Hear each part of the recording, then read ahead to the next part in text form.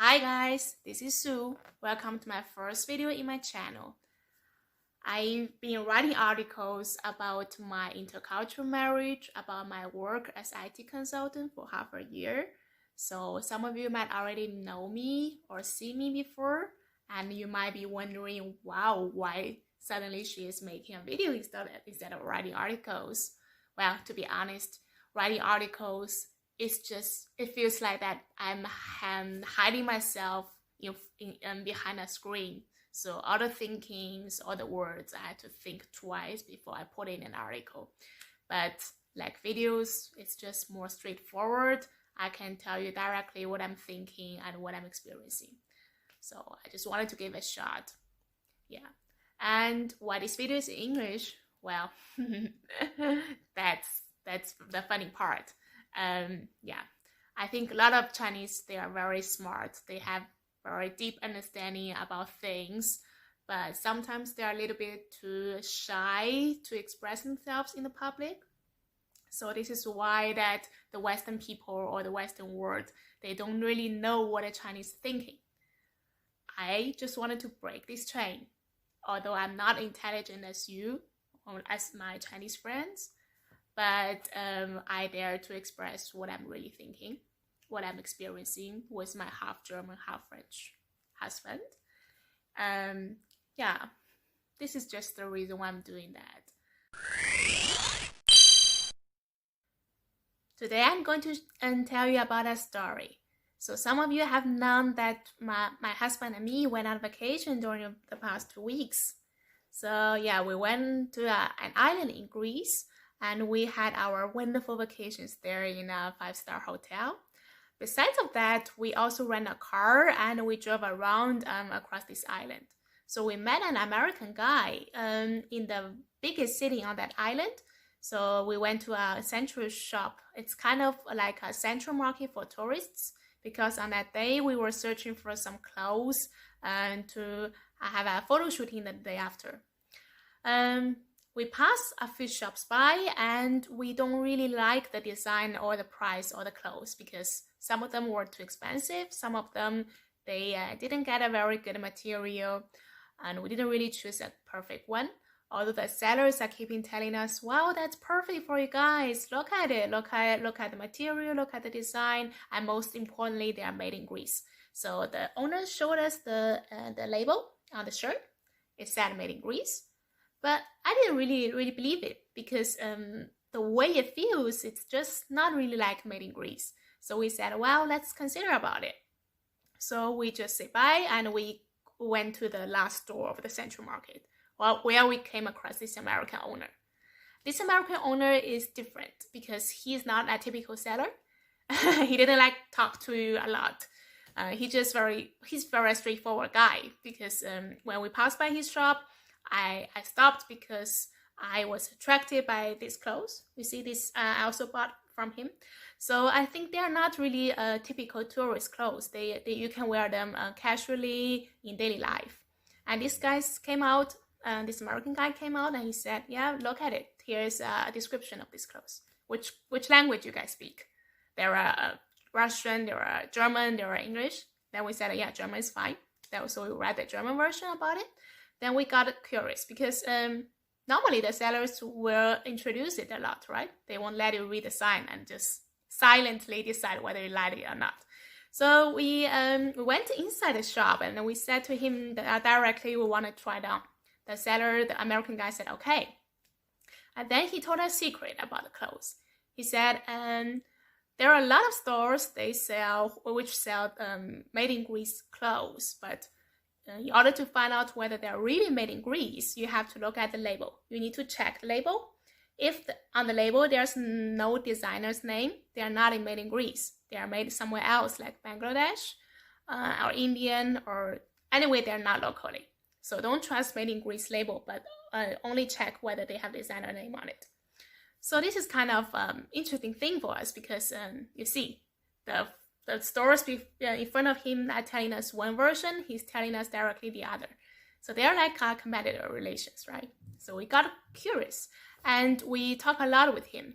So he also shared a lot of his stories with us, like how he made money, He's been living and he's been making business here on this island for 20 years. So for 20 years, he's just staying here.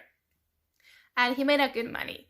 But he doesn't really like the life here because he's not really fitting with the locals. Well, this part I will tell you later. But let's just focus on how he made the money. So he's smart. So he will put the best clothes to the very front of his shop, which are unique. See, the others, they don't have these clothes. So, and also, every year in November, he will prepare all the clothes with their each size.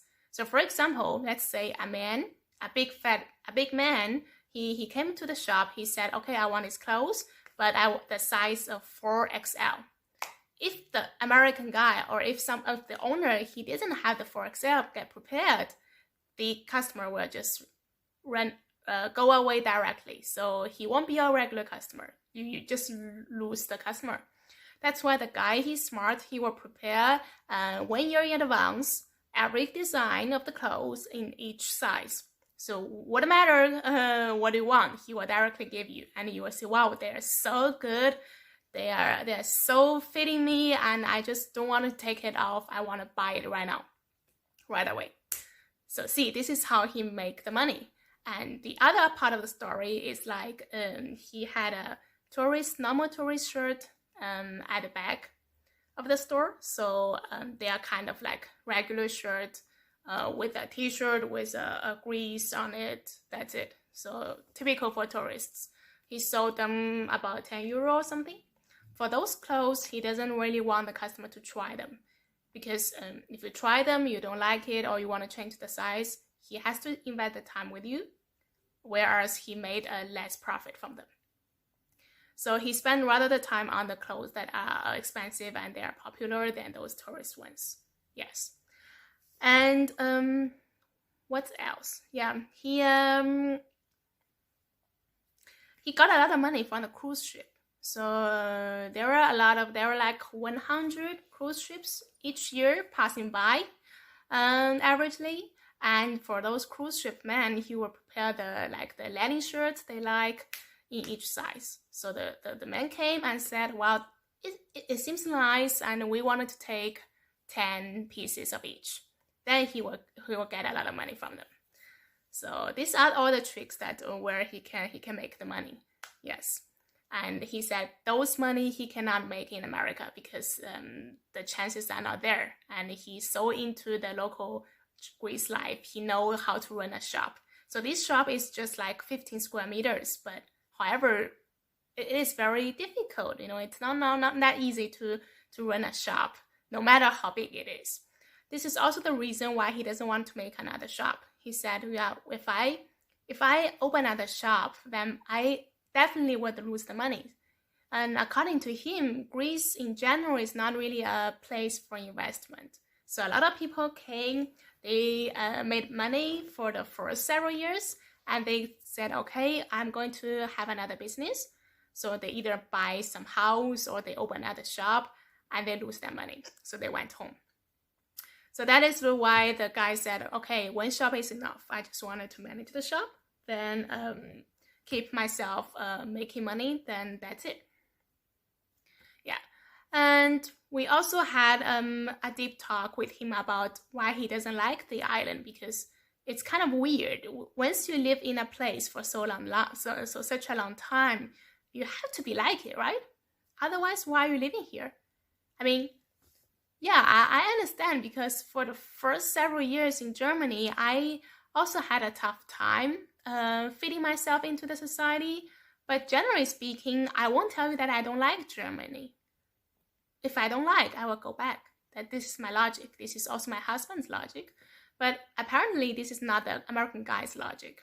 Yeah, he's kind of stuck in the situation because you see, Greece, the people in Greece, they're like, they're bonded with each other. So either you're one of them or you're none of them. So either you can make business together or you're their enemies. They're very kind to tourists because tourists they like spending money, so they can make profit on the tourists. But once you wanted also to make some money, like local people, you wanted to sell clothes, you wanted to sell some other things, that's a different story. So you got a lot of beziehungen, you got a lot of a relationship with these people. You got to build them. But this American guy, he's a straightforward person. He said, either I like it or I don't like it. I don't force myself to do something I don't like. That is the reason he doesn't really have a good and bonded relationship with others. So he only dealt with tourists for the most part of his life. He didn't really speak to a local people, or so he didn't even employ a local person in his shop. So this is kind of getting him stuck in between. Yeah, I think this is quite an interesting topic because we don't see often those kind of people, right? So he said, my husband and me, we are just trying to talk himself into like, you gotta enjoy the life here, or you have to enjoy life somewhere else. Life is only once, yeah. And he said, I know, but I opened this shop. This is so successful. I don't want to leave it because once I leave the place, the shop will be taken over by the local people and they will make the money. I won't let it happen. So forget about it, guys. I'm just going to stay here and fight for it. I'm kind of wondering what you guys are thinking about. Do you think it makes sense to stay or it doesn't? Either way, please share with me your opinions. This is my first video, my first story, and without any extra effect. So this is a real camera, real me, real word. If you like it, if you like this way of telling stories, please give me a thumbs up and subscribe my channel. Don't forget to share it with all your friends who are interested in Chinese thinking, cultural differences, mixed couple, whatever you call it. Everything is fine. I will return to you with more of my personal stories and our common thoughts with my husband and our experiences. See you guys. Bye-bye.